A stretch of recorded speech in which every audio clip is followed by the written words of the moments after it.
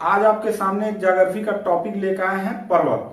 पर्वतों के बारे में हर कॉम्पिटिटिव एग्जाम में 1 नंबर का क्वेश्चन जरूर पूछता है। अगर आप ध्यान दीजिए तो इसमें जितने पर्वतों के नाम लिखे हैं देखिए, जैसे काराकोरम, लद्दाख, जास्कर, बृहद हिमालय, पीर पंजाल, धौलाधार, मध्य हिमालय, शिवालिक हिमालय, अरावली पर्वत, गिर पर्वत, पश्चिमी घाट, नीलगिरि पर्वत, अन्नामलाई, कार्डेमम, पूर्वी घाट, अजंता पर्वत, विंध्याचल, सतपुड़ा, महादेव, मैकाल, राजमहल की पहाड़ी, गारो खासी, जयंतिया, डाफला, अवीर, मिसमी, पटकाई भूम, नागा पर्वत, मीजो पर्वत और लुसाई पर्वत। मीजो पर्वत या लुसाई पर्वत एक ही पर्वत का नाम है। ये जितना हम बोले हैं ना, ये सब कॉम्पिटिटिव एग्जाम में एकदम बहुत ही महत्वपूर्ण पर्वत हैं जो आपसे एग्जाम में पूछे जाते हैं। और 1 नंबर का क्वेश्चन आपका आना ही आना है। यहाँ से पर्वत से जितना मैं पर्वत इधर लिखा है ना, इसमें से एक पर्वत आना ही आना है, 100% आना है। तो आज इन्हीं पर्वतों को हम लोग जानेंगे और बिल्कुल जानेंगे मैप के तरीके से। इधर हमने मैप बनाया हुआ है, बहुत बढ़िया से बनाया, बहुत आसानी से आपको समझ में आ जाए इसलिए बनाया है। ठीक है, चलिए देखते हैं। ये मैंने नंबर सिस्टम डाला हुआ है और यहाँ मैप पे हम वही नंबर इसमें क्या करेंगे, ऐड करते जाएंगे, भरते चले जाएंगे। क्योंकि इसमें पर्वतों का नाम लिखेंगे तो फिर एकदम मतलब कच्चाइन हो जाएगा, समझ में नहीं आएगा। सिर्फ नंबर यहाँ पे डालेंगे। जैसे सबसे पहले एक ओवरऑल देख लेते हैं। ये हमारा भारत है और ये जो रंगीन कलर का सब बना हुआ है, कहीं रेड है, कहीं ब्लू है, कहीं ब्लैक है ना। तो ये सारे पर्वत हैं। कुछ पर्वत भारत में है और कुछ पर्वत जैसे नेपाल वोपाल में है। तो ये सारा चीज जो है ये ऊपर देखते हैं तो ऊपर भारत के ऊपर यहाँ पे जो आपको दिख रहा है, इसको पामीर का गांठ बोलते हैं। ये दुनिया का छत कहा जाता है, पामीर का पठार। यहाँ से 2-3 पर्वत श्रृंखलाएं अलग अलग निकली हैं। जैसे इधर पश्चिम की तरफ जो निकला है, इसे हिंदकुश पर्वत कहते हैं। ये पाकिस्तान और अफगानिस्तान की तरफ पर्वत श्रृंखला चला जाता है और इधर जाके अरब सागर की तरफ चला जाता है। एक इधर निकला है जो आपके चाइना की तरफ जाता है, कुनलुन पर्वत, कुनलुन पर्वत, तो ये इधर चला जाता है। एक कैलाश पर्वत इधर निकला हुआ है, ये तिब्बत की तरफ चला जाता है। तो इसे दुनिया का छत कहते हैं। ठीक है, चलिए अब इसको समझते हैं भारत में। तो भारत में आते हैं तो देखिए नंबर 1 ये दिया है। पहले 1 नंबर को देखते हैं, काराकोरम, लद्दाख, जास्कर।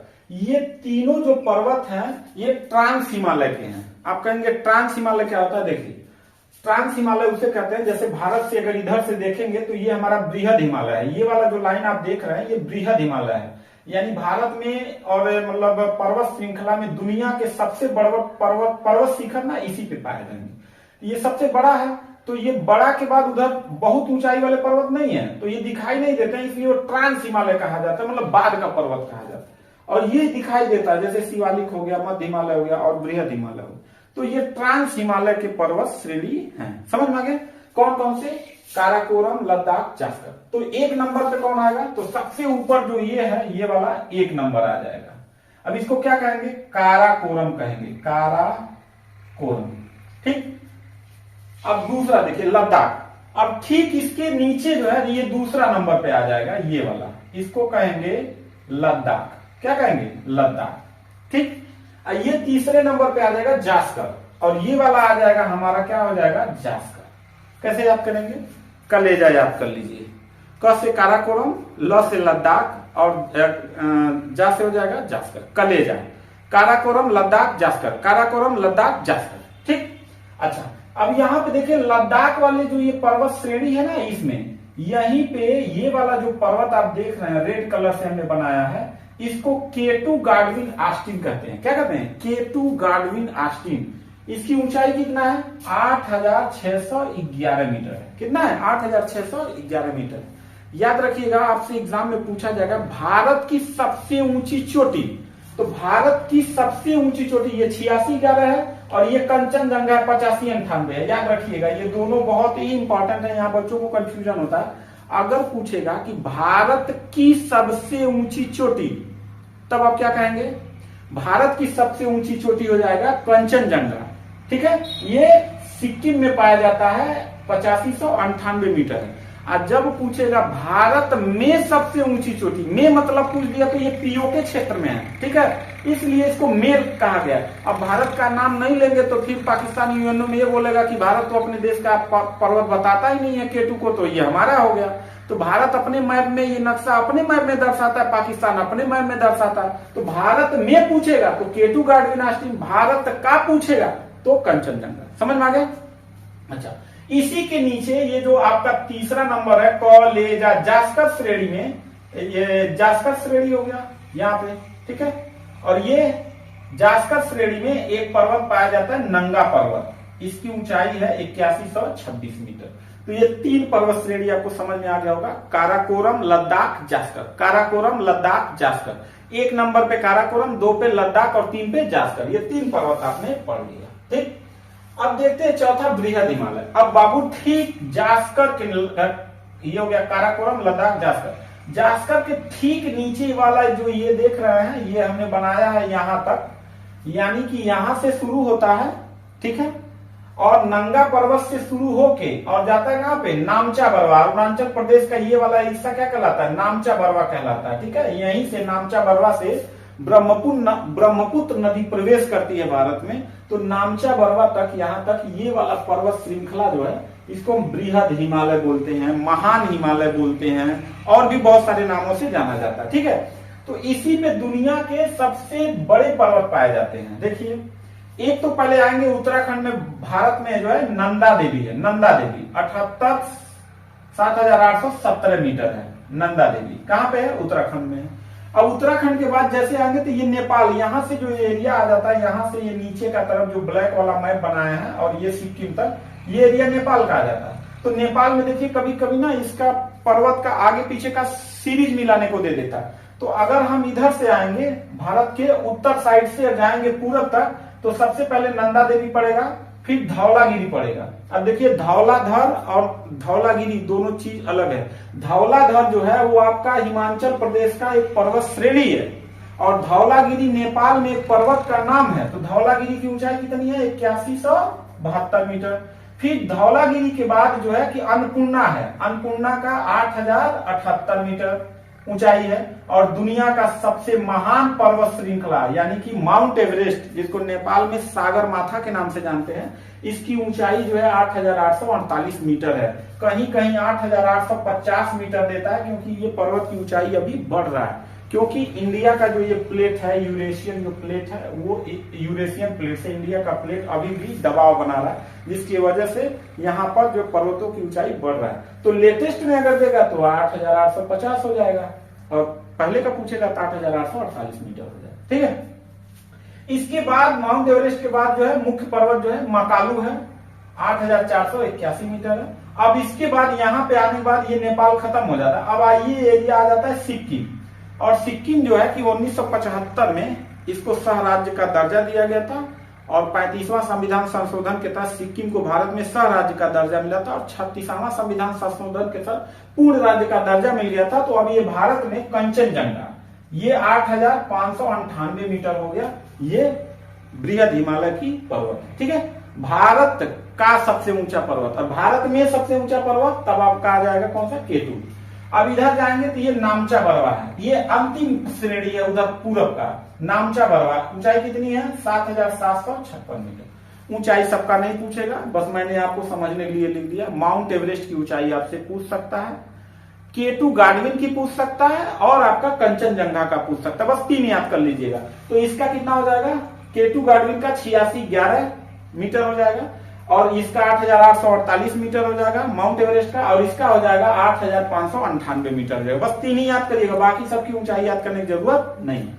तो ये हमारा हो गया चौथा बृहद हिमालय। अब पीर पंजाल देखते हैं।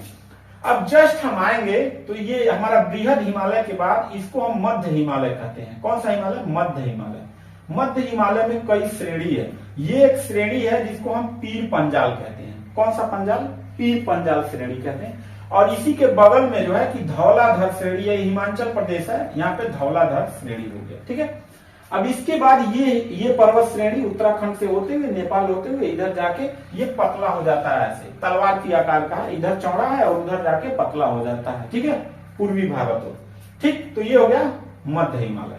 अब इसके नीचे आता है आपका शिवालिक हिमालय। तो धौलाधर हो गया, ये पीर बृहद हिमालय हो गया, पीर पंजाल। 5वें नंबर पे क्या हो जाएगा? पीर पंजाल हो जाएगा। 6वें नंबर पे क्या हो जाएगा भाई? धौलाधर हो जाएगा, ये 6वें नंबर पे आ गया। ठीक है, 7वें नंबर पे हो जाएगा मध्य हिमालय, ये आपका हो गया मध्य हिमालय।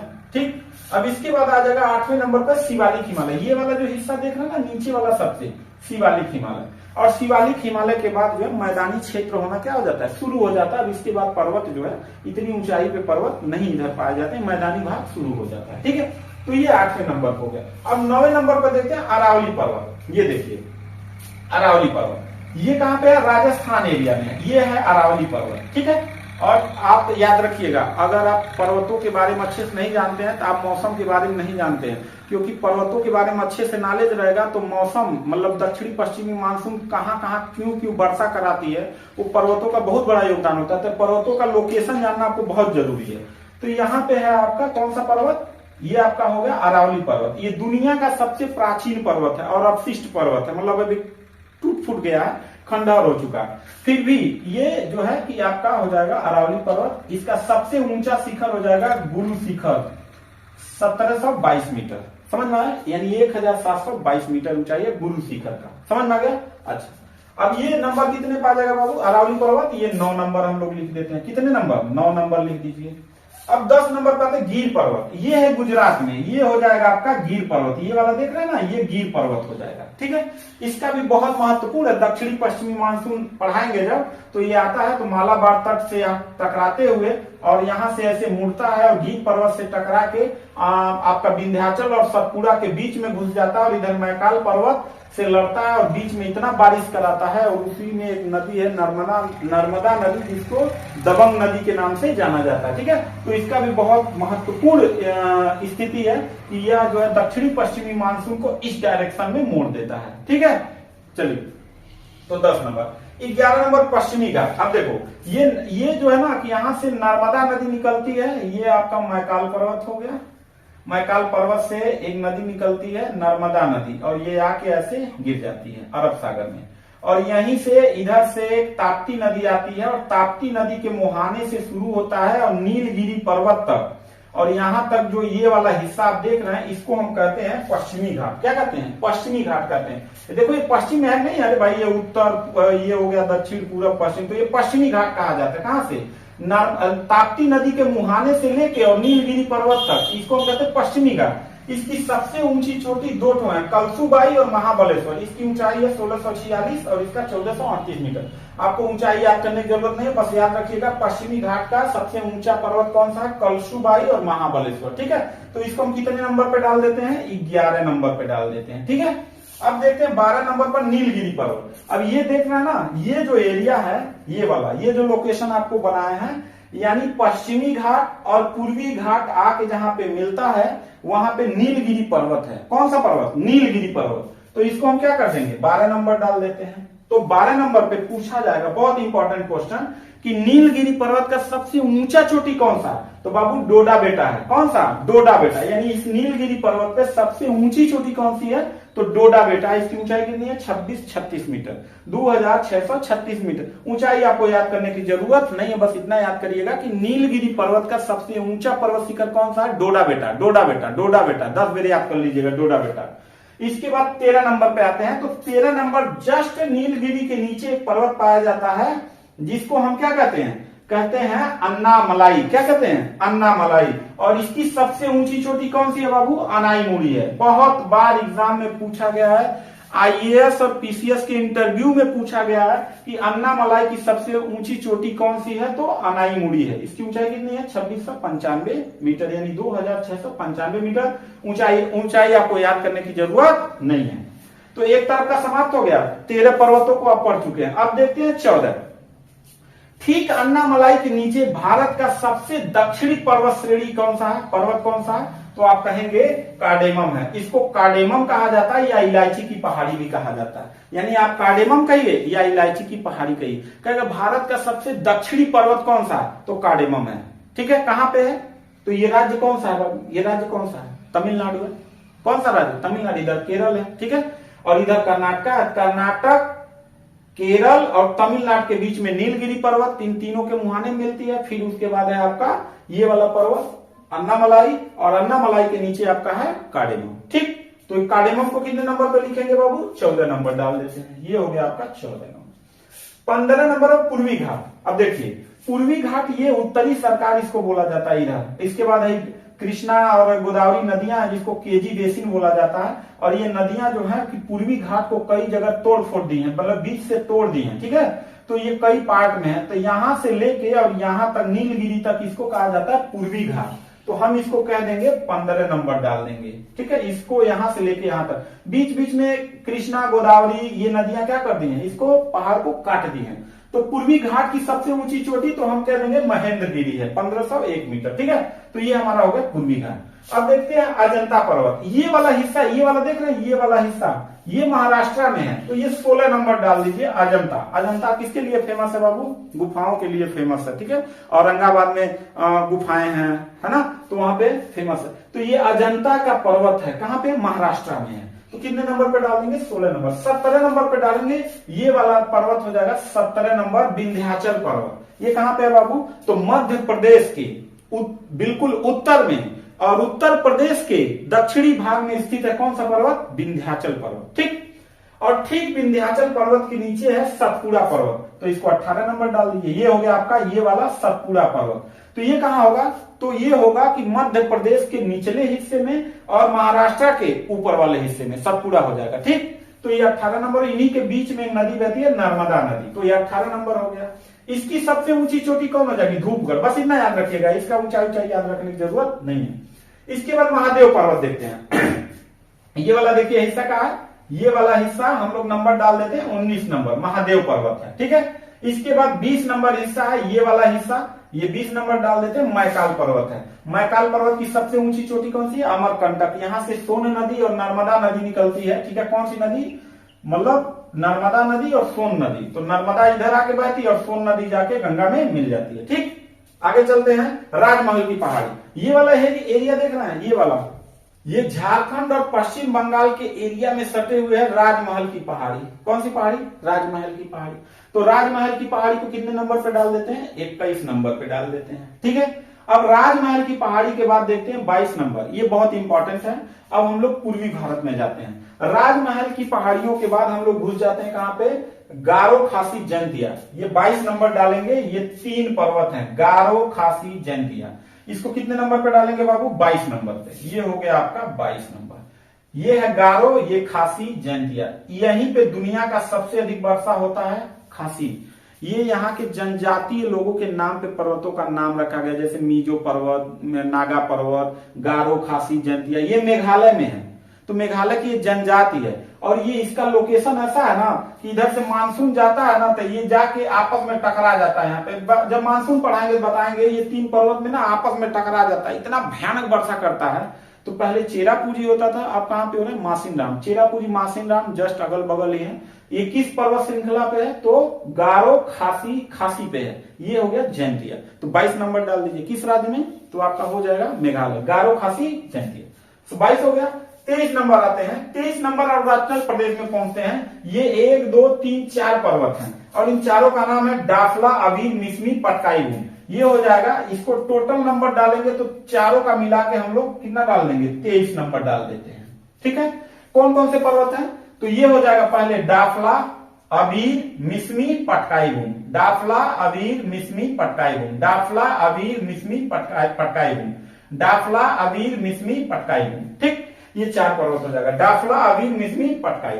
ठीक, 24 पे आते हैं नागा पर्वत। अब देखो नागा पर्वत को जस्ट इसके बाद जो पटकाई के बाद ये नागालैंड है, तो नागा पर्वत हो जाएगा, यह जनजाति के नाम पे। फिर चलो मीजो पर्वत, ये है आपका मिजोरम, ये त्रिपुरा, तो ये आपका हो जाएगा मीजो पर्वत। इसका नंबर डाल दीजिए 25, इसका डाल दीजिए 24, ये हो जाएगा मीजो पर्वत। इसको लुसाई पर्वत के भी नाम से जाना जाता है। ठीक, आप 25 पर्वत का लोकेशन, उसके कौन से बड़े पर्वत शिखर हैं, सबके बारे में जान लें। अगला टॉपिक जो लेके आएंगे उस टॉपिक में धुआं मचा देंगे। जितने यहाँ पे मानसून आते हैं ना, दक्षिणी पश्चिमी मानसून, पश्चिमी विक्षोभ, किस मानसून से कितना वर्षा भारत में होता है और पर्वतों का वर्षा कराने में क्या योगदान है, इसको अगले वीडियो में हम लोग जानेंगे। तो मिलता है नेक्स्ट वीडियो में, तब तक के लिए थैंक यू, धन्यवाद, मस्त रहिए, स्वस्थ रहिए, जय हिंद।